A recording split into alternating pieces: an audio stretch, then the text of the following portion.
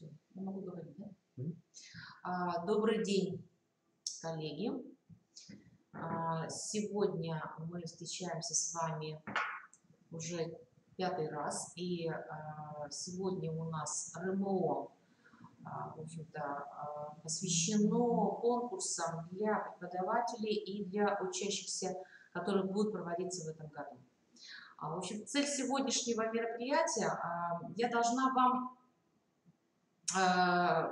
рассказать, что это за конкурсы и как, собственно, вы можете принять в них участие, где взять, в общем-то, положение и как подать заявку на эти конкурсы. Вот с этой целью, собственно, и проводится РМО. Хотя мы должны с вами еще обсудить вопросы плана работы на 2018-2019 год. Нам предстоит провести 4 мероприятия виртуального характера. Я уже в прошлый раз отчитывалась, это было в июне, и говорила о том, что РМО работает не только на виртуальные собрания, оно проводит огромнейшую экспертную работу, консультативную работу для педагогов, которые обращаются к нам, даются рекомендации, даются консультации. В этом никому не отказывается, поэтому вы должны знать, что для публикации материалов на сайте сообщества вы можете пройти 2 путями: через конкурсное пространство и второе через консультацию. То есть, собственно, проведенные консультации, доведенные до ума документ, имеет право на публикацию на сайте сообщества. Поэтому, естественно, вопросы, которые мы в этом году запланировали и обсудили, это, конечно, 2 таких крупных вопроса, которые мы должны решить в этом году. Первый вопрос – это все-таки участие в конкурсе, таком большом, крупном, который мы решили провести для вас. Это педагогический вернисаж в пути творчества. Собственно, он у нас вылился даже не в конкурс, а в конкурс-фестиваль. И он начинается уже с сентября, но в связи с тем, что идут некоторые тряски по поводу документов, по поводу положений, документов, кто ответственный за этот конкурс.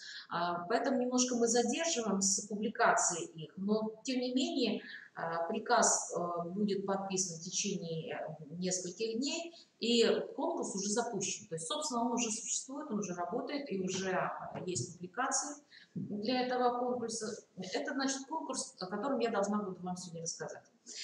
Второе. Очень много сейчас поступает звонков по поводу второго конкурса для учащихся. Это конкурс «Красота Божьего мира». Дело в том, что документы уже пришли, собственно, конкурс имеет уже место быть, и мы, естественно, будем проводить его совместно с Воркутинской и Сыктывкарской епархией. Конкурс будет республиканский, и, конечно, мы будем собирать работы детей. Поэтому, но, опять же, мы стараемся как-то осовременить работу в рамках этого конкурса. И в этом году мы немножко поменяли сами подходы в его организации. В связи с тем, что эти подходы поменялись, тоже идет загвоздка с утверждением положения, которое, собственно, я сейчас дорабатываю. И должна вам сказать, что упрощается работа таким образом, что сначала работа публикуется на сайте, жюри их просматривает, оценивает, а только потом вы их присылаете уже непосредственно на выставку детских работ, и из победителей работы они едут в Москву на прохождение дальнейшего конкурса. То есть вот сегодня я об этом должна вам сказать, поделиться. И второй вопрос, который я говорила, это первый конкурс, и второе – это вопрос, который волнует уже в течение нескольких лет всех учителей изобразительного искусства. Это выбор учебно-методического комплекса для работы. В этом году мы решили, что мы должны провести этот анализ, и я выхожу с предложением, чтобы методические объединения муниципалитета сделали такие анализы различных УМК. То есть в области изобразительного искусства у нас, если я не ошибаюсь, 4 учебно-методических комплекса и программы. Немецкий, Кузин, Шпикалова и еще один автор. И мне бы хотелось, чтобы вы могли сравнить эти программы и выявить, какой наиболее удобная программа и какой учебно-методический комплекс удобный для работы в наших республиканских школах. И для этого мы планируем провести такое объединенное собрание в феврале месяце. То есть до февраля я буду ждать все-таки работу методических объединений, связи со мной, согласование, кто может это сделать, кто может провести анализ. Вы все практики, вы работаете в школе, вы знаете, как работать с учебником. И, конечно, вот такую работу жду я в первую очередь от вас. Поэтому планирую такое собрание в феврале. Естественно, это февральское собрание должно начинаться готовиться уже сегодня.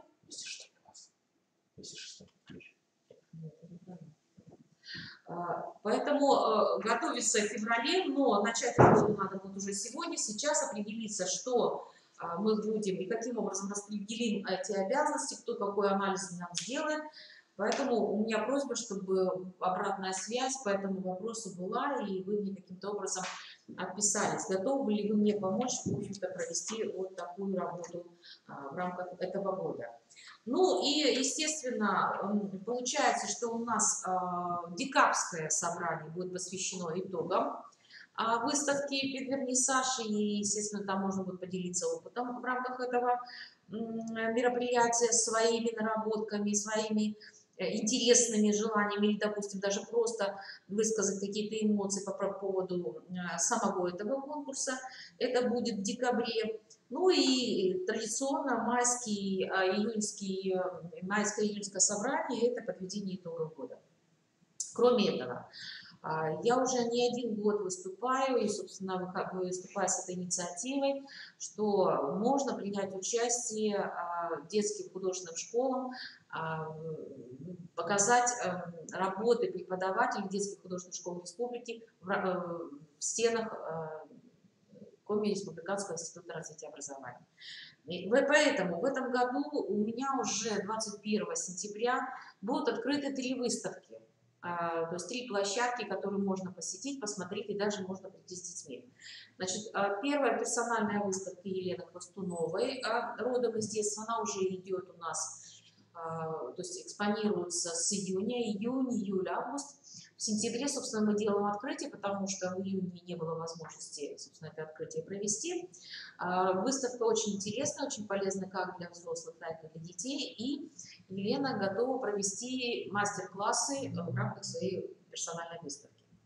Вторая персональная выставка проходит у Николая Мозмова. Она открылась в конце августа. Естественно, открытие мы проведем тоже 21 числа. И третья выставка персональная педагога-преподавателя Ельской детской школы искусств, это Юлии Григорьевой, которая будет называться «Между личными изгибами».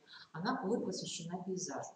Поэтому, если вы будете в городе и у вас будет возможность появиться и посмотреть эти выставки, я вас приглашаю, собственно, на то, чтобы посмотреть и познакомиться с творчеством ваших же коллег. Ну и, собственно, что хотела показать вам. Да, значит, во-первых, то, что мы проводим, значит, вот этот план, я план вам показываю. О том, что я вам говорила, это план работы 2018-2019 год, анонс конкурса «Детское творчество. Красота Божьего мира» и организация проведения конкурса фестиваля «Педагогический вернисаж. Пути творчества». Я, может быть, начала то есть я проведу, собственно, не по такому плану, потому что я план работы вам уже развернула. Несколько слов скажу о конкурсе детского творчества, и более полно я поговорю о конкурсе организации по участию в конкурсе фестиваля «Педагогический вернисаж. Пути творчества». Почему я обращаю внимание на красоту Божьего мира? Я 3-й год занимаюсь уже организацией этого конкурса, и в положении я прописываю, то есть у меня есть такая ссылочка по поводу детских работ. Очень часто возникает такой вопрос: я работы вам отослал, и они пропали. Вот здесь я хочу обратить внимание на ответственность вашу в первую очередь. Если вы отправили детскую работу на конкурс в республику, то не забудьте, пожалуйста, если эта работа имеет свою ценность, ее забрать. У меня 2 года хранятся работы предыдущих лет. Я тоже не могу складировать эти работы и хранить их. Поэтому после 2 лет хранения я просто их подарила. Я подарила детским учреждениям. И поэтому, когда будет возникать вопрос о том, а где наша детская работа, которую мы вам присылали на конкурс, пожалуйста, в положении о конкурсе написано, что выставка экспонируется в течение месяца после основных мероприятий. Пожалуйста, найдите время забрать ваши работы. Потому что мне очень обидно, я не могу их выкинуть. У меня рука не поднимается на то, чтобы выкинуть эту работу. А вы про них честно просто забываете. Я понимаю, что время, текучка, все остальное, но, наверное, непростительно то, что работу можно ребенку отдать обратно, а вы, к сожалению, сами за это ответственность не несете. Поэтому очень большая просьба, внимательно читайте положение и держите в памяти о том, что где-то в декабре работы можно уже забирать. В прошлом году, да, получилось так, что мы организовали еще одну очередную выставку, но это не в минус вашим участникам, а только в плюс. То, что ваши работы ваших детей приняли участие в выставке Дома дружбы Республики Коми. То есть это 2-я выставка, в которой работы принимают участие. Это только плюс для ваших же работ. Поэтому, если вы не можете забрать в декабре, забирайте, пожалуйста, работы хотя бы в январе, чтобы у меня они не складировались, не хранились. Ну и что меняется по поводу, значит, красоты Божьего мира? И, собственно, сейчас мне разработали сайт, куда вы будете грузить детские работы. Пока я сейчас его не представляю, потому что там идет сама техническое организационное оформление. Но как выйдет положение, вы эти работы сможете загрузить очень легко, заполнить электронную заявку, прислать протокол, то есть скан протокола с вашего учреждения об участниках вашего конкурса, и на сегодня это будет достаточно. То есть дальше работа пойдет уже более плотно после определенных дат, я их укажу, они у меня есть, сейчас я посмотрю, где, чтобы, раз я начала все-таки с красоты Божьего мира, давайте все-таки, я пропустила экран, как не могу, надо вернуться, сейчас вернусь назад. Так, вот красота Божьего мира. Для участия в конкурсе до 30 сентября у вас есть время загрузить работу с указанием номинации, фамилии, имени участника, возраста и названия работы на сайт детских конкурсов «Красота Божьего мира». То есть это будет конкурс называться Children's Art, то есть искусство детей. Искусство детей в Республике Коми, то есть будет абсолютно другой формат представления. Затем заполнить форму заявки, которая заполняется родителям, законным представителям. В этом плане я ничего не меняю, потому что это требование организаторов международного конкурса. И, пожалуйста, внимательно читайте, какие документы надо будет подготовить к сопровождению в работах. И где-то 22-23 октября я буду ждать сами работы тех участников, кто пройдет по результатам работы жюри. Это все будет отражено на сайте, это будет дана информация, какие работы прошли, все это прописано, регламенты все прописаны в положении, работа будет оцениваться по 10-бальной системе. Значит, работы, которые получат баллы от 6 до 9, они будут участниками республиканского этапа. Работы, получившие 10 баллов, будут принимать участие в отборе на московский конкурс. Чтобы вы знали, что есть определенные у нас критерии, параметры, по которым будет проходить система отбора. Вот, поэтому, пожалуйста, дождитесь, вот я сейчас только прошу, дождитесь, когда выйдет положение, и я, собственно, потом вы можете мне еще раз позвонить, я еще раз уточню, какие особенности, в общем-то, изменения произошли. На самом деле изменения небольшие, просто немного упрощается работа. И еще на что хочу обратить внимание. В этом конкурсе могут принимать участие абсолютно любые организации, не только образовательные организации, но самое главное, чтобы детская работа отражала тематику самого конкурса, который тоже прописывается. Темы, они прописаны на сайте московского конкурса, я их только дублирую, поэтому уже сегодня можно открыть сайт конкурса «Красота Божьего мира» международный за 2018 год и увидеть, какие темы, в общем-то, предлагают организаторы для участия. Второй год предлагаю принять участие в этом конкурсе старшим детям с номинацией «Фарфор». Многих пугает то, что у нас как бы нету фарфоровых производств, но эскиз, задача творческой работы – это выполнение грамотного эскиза.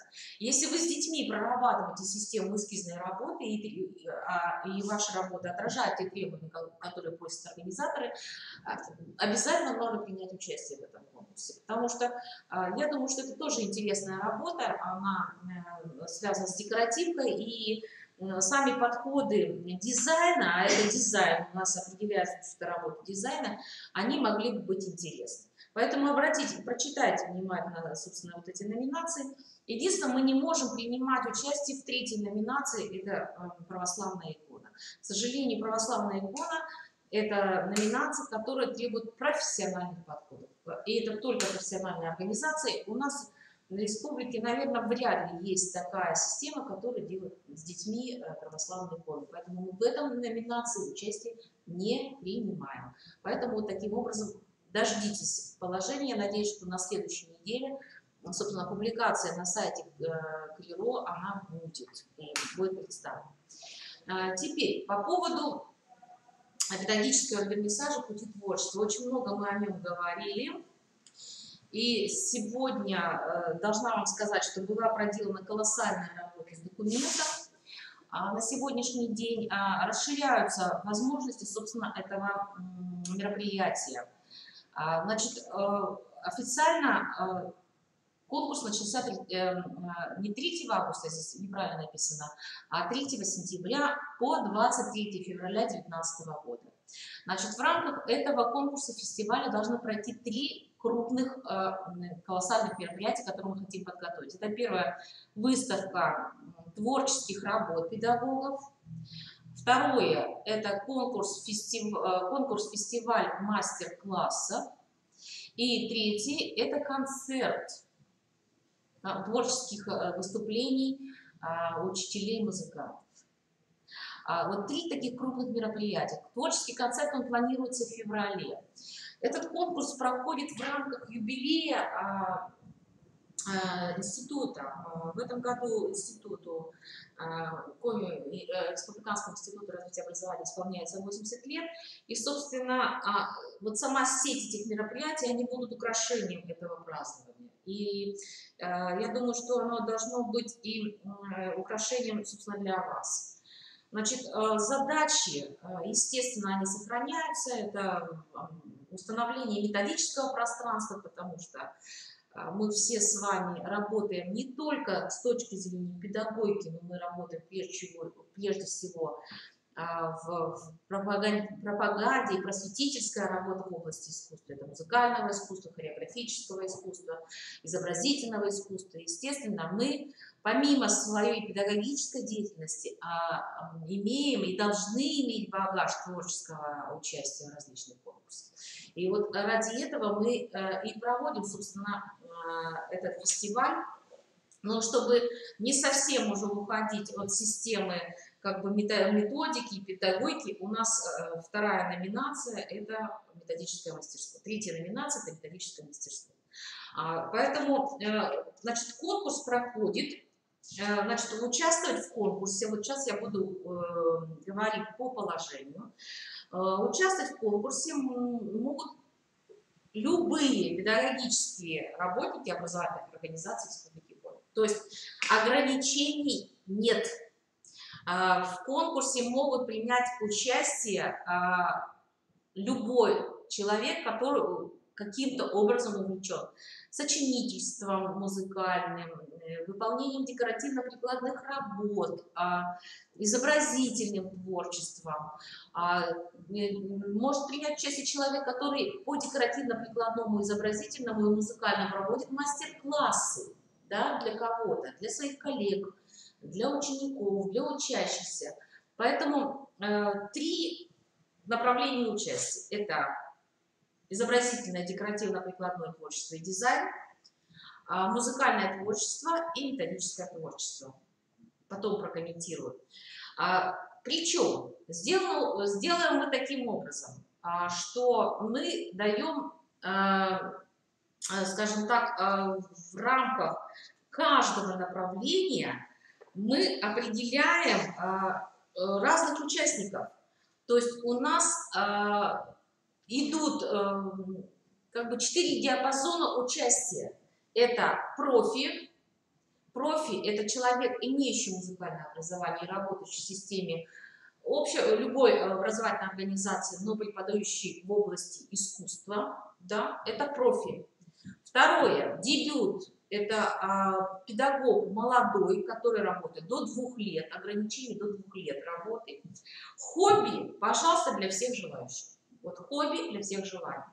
В этом году я вела еще номинацию участия гостей. В рамках гостей могут опубликоваться, то есть могут быть представлены выступления и работы людей не с Республики Коми, а ваши друзья и товарищи, которые готовы поддержать наш конкурс. Поэтому я прошу, если у вас есть коллеги, которые занимаются творчеством, но не в нашем регионе, вы можете их пригласить для участия в нашем фестивале для поддержки. Мы должны продемонстрировать диапазон и как наших гостей, так и наших. Поэтому вот данный регламент, такая форма позволяет показать возможности и у профессионалов разных, согласитесь с этим. И в то же время здесь могут выступить и те, кто никогда и нигде, собственно, свои работы не показывал. Тем более, допустим, это может быть учитель математики, но который занимается творчеством. Или учитель физкультуры, который делает какие-то интересные декоративные работы. Поэтому, пожалуйста, здесь диапазон участников абсолютно не ограничен. Значит, смотрите, в рамках направлений что может быть? Значит, по направлению изобразительное, декоративно-прикладное творчество и дизайн. Материалом для конкурсного отбора будет являться фото или медиафайл. То есть вам надо будет загрузить либо презентацию, либо фотографию своего изделия или картины. Это тематическая картина, графические листы, тематические живописные или графические серии, этюды, зарисовки, наброски, возможно, художественные дизайнерские проекты, эскизы оформления учреждения, сувенирная продукция, наградной материал, идея оформления интерьера в экстерьерах, эскизы театральных постановок и костюмов, рекламные плакаты. Обязательно должно быть использовано авторское изделие декоративно-прикладного творчества. Почему я на это обращаю внимание? Чаще всего человек, не работающий в профессиональном декоративно-прикладном искусстве, думает, что он занимается декоративно-прикладным искусством. Он работает по образцу, то есть он где-то на мастер-классе познакомился с какой-то технологией и начал по этой технологии творить. То есть это, скорее всего, идет просто не авторская работа, а просто мастерство, формирование мастерства в рамках этих предметов. Вот с позиции авторства это изделие не должно иметь быть аналогом. Вот в этом случае мы рассматриваем именно авторскую позицию. Я не против того, что если вы захотите показать эти изделия, их можно продемонстрировать в системе мастер-класс.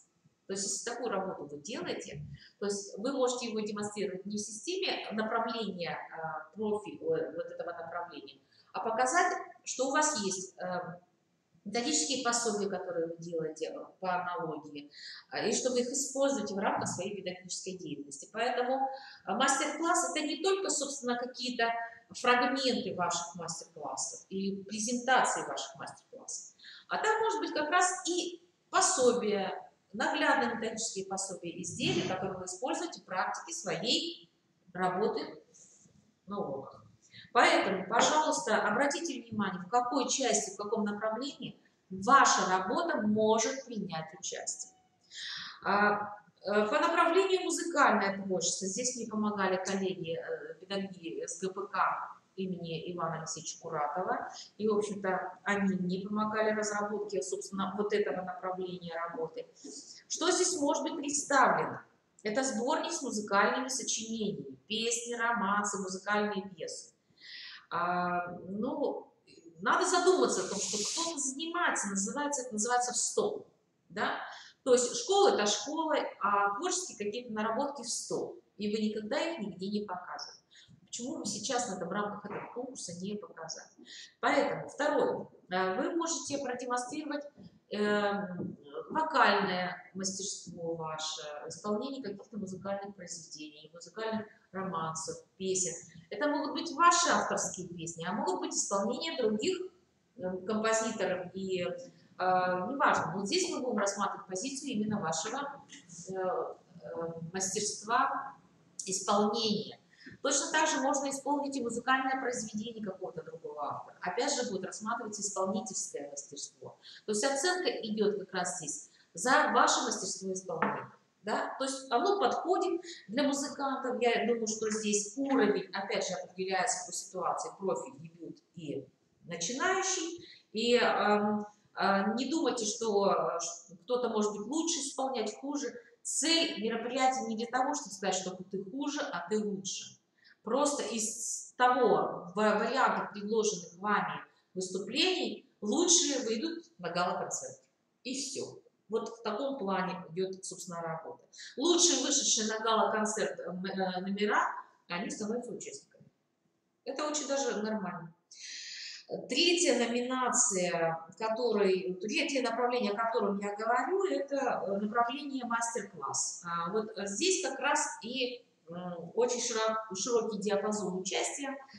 Тоже уже обсуждался не один год, и он у нас выстроен, этот мастер-класс, как направление. Связано это с тем, что воспитатели детских образовательных организаций очень часто в своей работе используют свои творческие работы.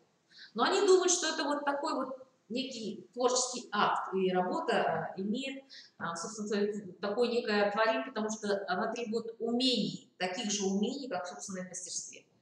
К сожалению, это все является чьей-то переработкой. Поэтому мы предлагаем, если у вас такие работы есть, принять участие, но как методическое пособие с комментарием, где, когда вы их используете в практике педагогической. Каким образом можно, в общем-то, какие материалы можно загрузить в системе направления методическое мастерство? Это может быть мультимедийная презентация, это может быть видеоролик с фрагментом мастер-класса, который вы для кого-то проводили. Это может быть представленный наглядно-методический ряд, который используется в рамках организации вашего урока, но сделанный вашими руками. Вот в этом случае будет проявляться ваше методическое мастерство. И здесь мы не рассматриваем деление на музыкантов и на художников.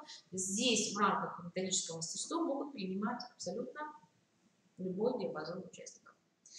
Ну, я уже сказала, номинации есть везде. Есть номинации профи, дебют и хобби.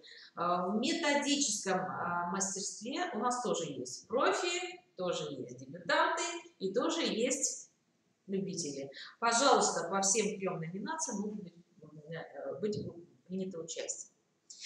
Большое внимание уделяется срокам конкурса. Обратите внимание, сейчас я вот показываю страницу, где я определяю сроки проведения конкурса.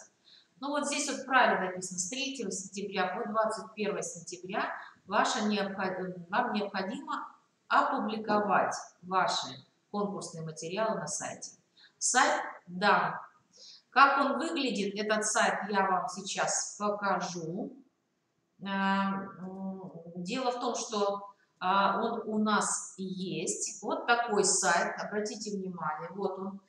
Все позиции, о которых я вам говорила, они представлены вот здесь, видите, направление. Гости конкурса уже, если вы видите, уже есть 3 представителя. Первое направление изобразительное искусство уже заявлено 8 участников. Методическое творчество, дебют, профи, хобби, все это есть. Музыкальное творчество, дебют, профи, хобби, это есть. Архив, это за предыдущие годы, он нам не нужен. То есть нас интересует 2018 год, да, где вы можете публиковать работы. Значит, главное здесь указывается, вот здесь представлены инструкции, как загрузить работу. Вот инструкции идут по каждому. То есть есть инструкция по изобразительному, декоративному, есть инструкция по музыкальному творчеству, есть инструкция по методическому творчеству. Что условия конкурса? Они представлены здесь. Это общее положение. Это здесь идет положение. То есть я здесь фрагменты положения опубликованы. Вы их можете уже сегодня, собственно, посмотреть. Да? То есть пока само положение еще не опубликовано на сайте Клиро, но оно уже имеется. И материалы конкурса. То есть уже сегодня уже можно увидеть, пожалуйста, участников. Видите, уже есть немалое количество участников. И очень приятно видеть здесь даже, вот у нас Галина Туйсова, это Германия. Да, то есть представляют, то есть нас поддерживает педагогическая общественность Германии. Поэтому из гостей конкурса нас уже на сегодня поддерживает Донецк, Трошкина Юлия Юрьевна и Гринкова Олег Викторович, это Донецк. То есть вот, пожалуйста, вот такая вот уже идет поддержка нашего конкурса. И в рамках материалов конкурса будут номинации, да, они пока они не опубликованы, они не делятся. А когда пойдут публикации по музыкальному и методическому, то есть они будут в отдельных, в общем-то, позициях представлены. Здесь же будут представлены результаты, пока не пишу ни члена профессиональной жюри, ни информация по результатам будет. И вот мероприятия, о которых я говорила, они здесь тоже представлены. Сроки пока не определены, потому что это будет в процессе вот этого полугода, пока мы будем с вами работать. То есть сроки будут уточнены, будут здесь представлены. То есть сейчас ваша задача научиться и правильно загрузить ваш материал. Значит, сроки какие я говорю. Где еще можно найти этот конкурс? Значит, на сайте Клиро есть вкладочка с правой стороны, называется «Профессиональные конкурсы». Если вы сюда зайдете в рамках профессиональных конкурсов, здесь есть у нас вот конкурс-фестиваль педагогических творческих достижений. Если я в него вхожу, то здесь тоже идет описание документа, и здесь будет, сейчас пока нету, заявка для регистрации.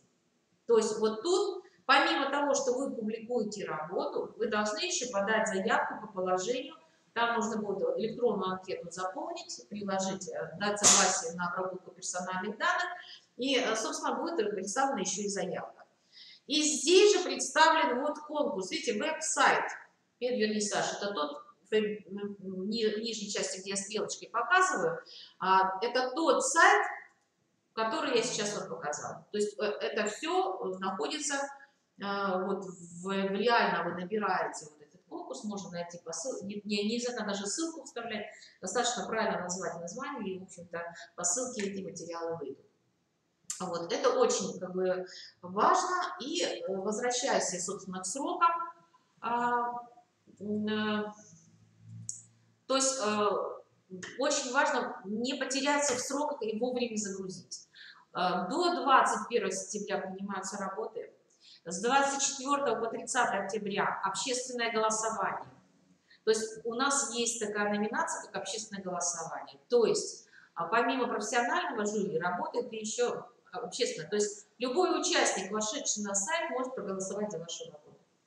Но, к сожалению, может проголосовать только один раз. Да, поэтому это такое голосование, которое позволяет выявить любительские такие, то есть предпочтения, то есть общественность, как может выбрать, чью работу выбирает общественность.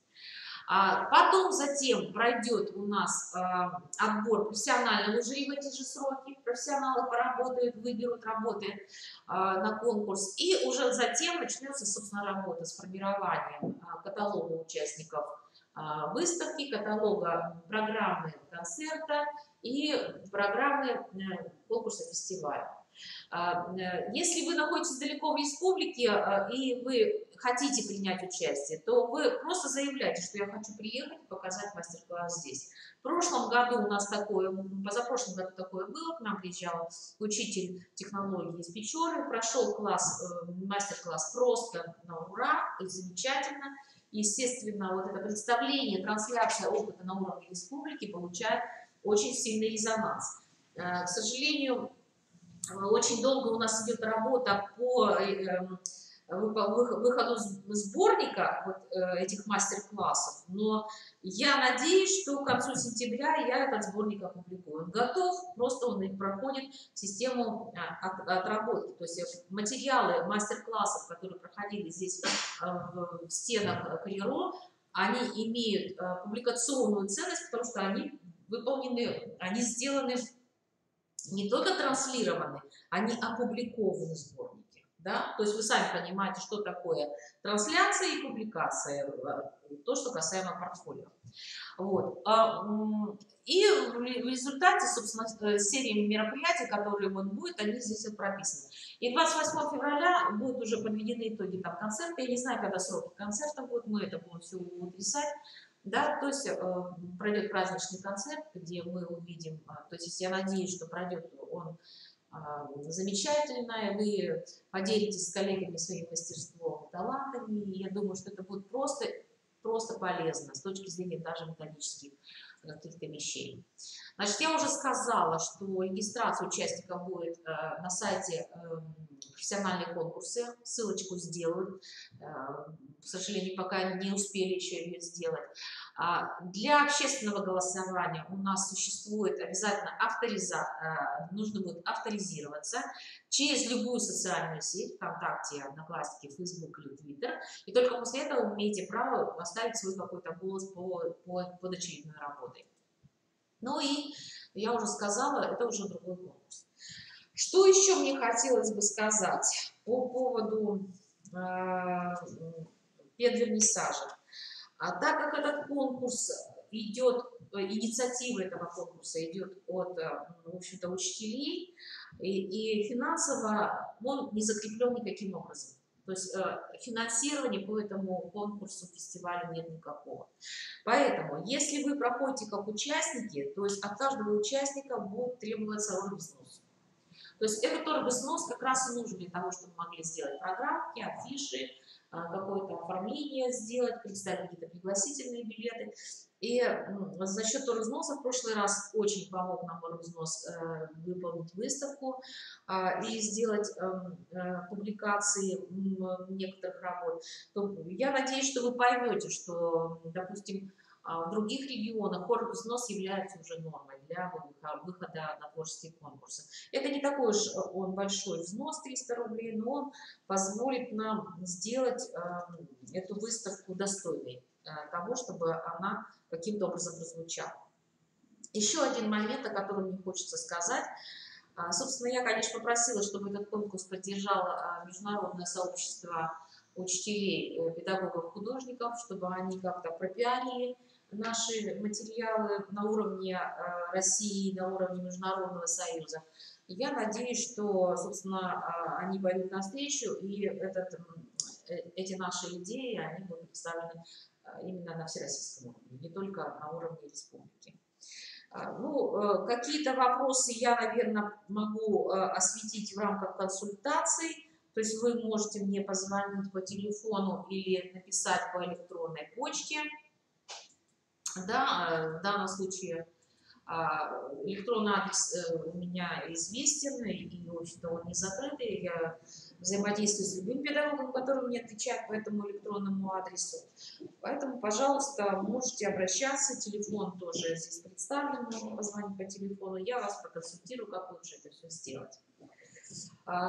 Это очень кратко я провела, значит, по результатам положения. И мне, конечно, хотелось бы знать, есть ли какая-то реакция у вас на, собственно, наши вот, выступления.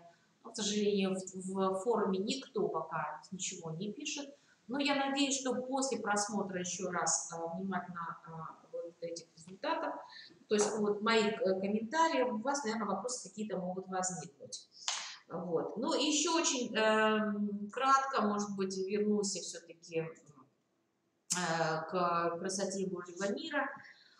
Здесь я представляю, еще раз возвращаюсь на то, что работа должна быть представлена детская красиво, оформлена в паспорту. В прошлом году, да, возымело действие то, что я просила оформить каждую работу. Не все, к сожалению, учителя способны сделать нормальное паспорту, но со школы мы не просим много работ, мы просим, ну, максимум 6 работ прислать. Я думаю, что в плотное картонное паспорту работу оформить можно. И почему именно плотное картонное? Когда я формирую экспозицию, мягкое паспорту на стене не висит.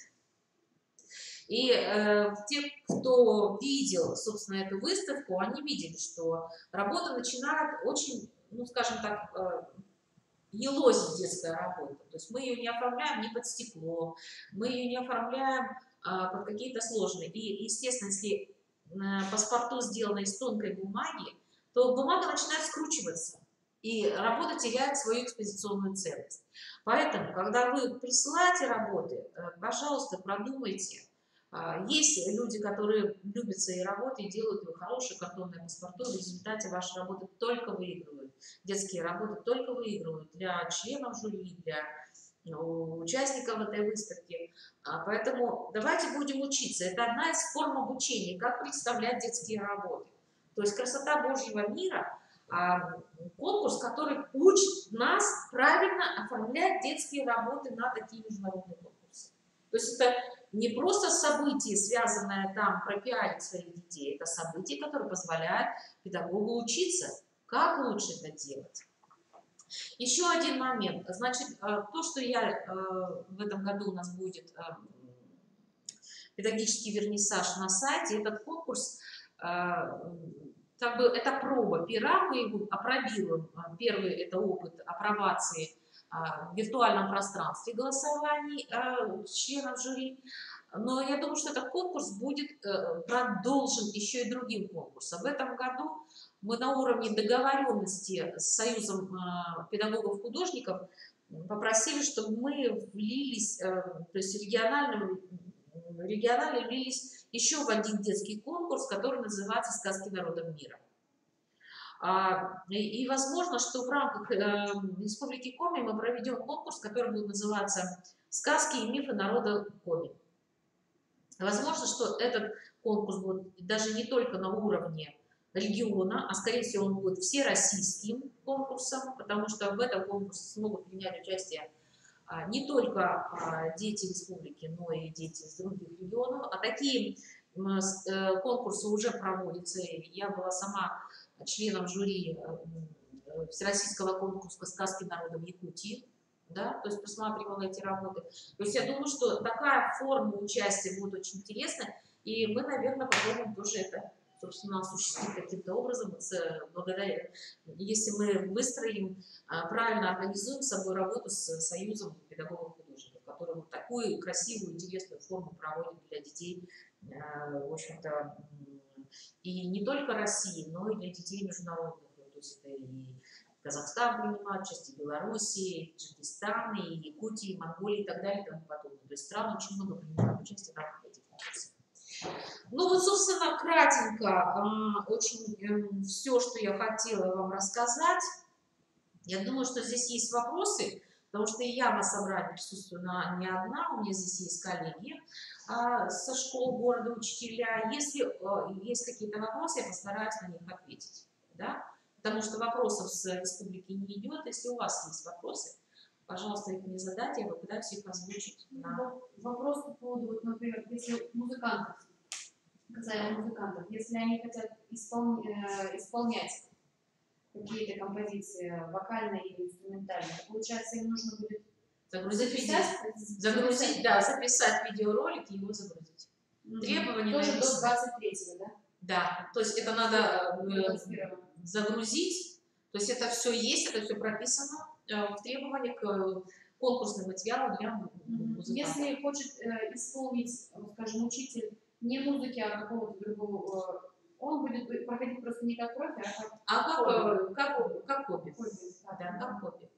Да, то есть это для исполнения всех желающих, чтобы не было ограничений. В данной ситуации, я думаю, область искусства, она не имеет ограничений.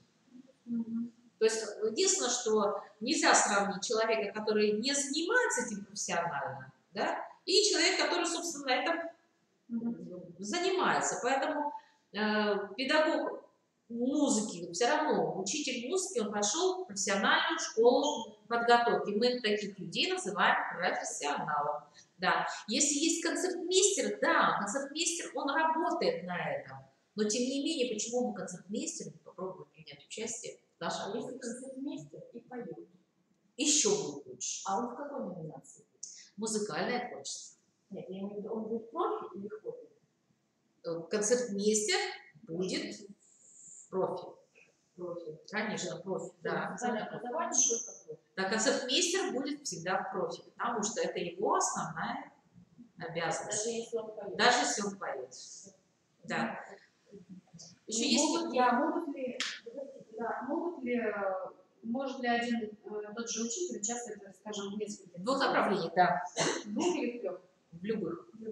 Да. То То есть можно принять участие во всех трех направлениях. Если есть такие способности и к музыкальному и изобразительному творчеству, вы можете себя продемонстрировать в изобразительном, вы можете, ну, можно так сделать, допустим, в изобразительном как профи, а в музыкальном как хобби. То есть есть же разница. Да, есть разница. Учитель музыки рисует. Да, учитель музыки рисует, а учитель изобразительного искусства играет на фортепиано, и для него это является хобби. Конечно, так можно. А вот если библиотека, может ли он? Может. Любой социальный педагог, библиотекарь, учителя других направлений, учителя начальных классов, воспитатель дошкольных образовательных организаций. Нет ограничений, только нужно определиться, по какому направлению вы себя представляете. Это первое. И второе, очень четко определиться, профи, дебют или хобби. А вот с библиотекой, допустим, как? Для него это будут все варианты хобби. Все варианты хобби. Для социального педагога тоже могут быть все варианты хобби. Да? Почему бы нет? Мы же показываем, что они тоже могут что-то делать. То есть спокойно можно выносить сейчас на педсовет учителям, чтобы все учителя, которые имеют какую-то творческую... Да, ну мы говорим, что вот креативное начало или творческое начало учителя, оно не лежит только в системе методической работы. Все равно у нас есть люди, которые вяжут, рисуют, сочиняют, делают экибаны, портреты, делают какие-то вот композиции. Пожалуйста, вот как раз есть смысл. Но профессиональная среда или хобби, она будет разделяться. Вот такой вариант. Есть еще вопросы? Ну, нет, так лично, как бы, чтобы... А потом уже, да? Да, я думаю, что вот сейчас, собственно, у нас прошло где-то час, я думаю, основные вопросы я осветила. Я еще раз хочу пригласить вас к участию в Республиканском методическом объединении. Пожалуйста, проявляйте инициативу, обязательно просматривайте страницу сообщества искусства на портале «Открытое образование Республики Коми». Я стараюсь там публиковать различные положения конкурсов детских, какие-то конференции для учителей.